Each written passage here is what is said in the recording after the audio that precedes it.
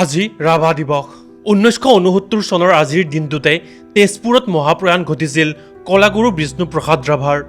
একেধাৰে গীতিকাৰ, সুৰকাৰ, কণ্ঠশিল্পী, নৃত্যশিল্পী, অভিনেতা, কবি আৰু সাহিত্যিকৰ লগতে বিপ্লৱী গণশিল্পী বিষ্ণুপ্ৰসাদ ৰাভাক আজি ৰাজ্যজুৰি গীতে মাতে গভীৰভাৱে স্মৰণ কৰা হৈছে। উত্তৰ গুৱাহাটী আৰু আমিনগাঁৱতো বিভিন্ন দল সংগঠনৰ উদ্যোগত ৰাভা দিৱসৰ বিস্তৃত কাৰ্যসূচী লোৱা হৈছে।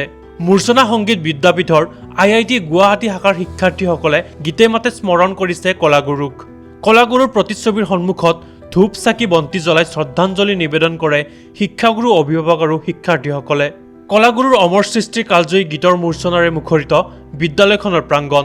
আজি যিহেতু 20 জুন, সমগ্ৰ অসমতে আজি কলাগুৰু বিষ্ণুপ্ৰসাদ ৰাভাৰ ৰাভা দিৱস হিচাপে আয়োজন কৰি আহিছে।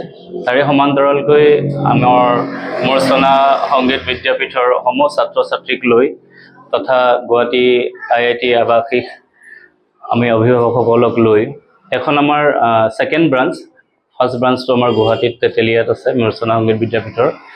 তেখেতসকলক লৈ আজি আমি দিনটো জোৰা কাৰ্যসূচীৰে আমি ৰাভা দিৱস উদযাপন কৰিছোঁ। প্ৰথম বিষ্ণু ৰাভাৰ মাল্যাৰ্পণ কৰা হৈছে আৰু পুষ্পাঞ্জলি অৰ্পণ কৰি আমি ল'ৰা ছোৱালীক ৰাভা সংগীত গীত মাত অকণমান শিকাবলৈ যত্ন কৰিছোঁ, যাতে এই সংগীতবিলাক হেৰাই নাযায় নৱপ্ৰজন্মৰ মাজত। তাৰে আমি এটা ক্ষুদ্ৰ প্ৰয়াস। আমিনগাঁৱৰ পৰা Pankaj Nath, news desk report.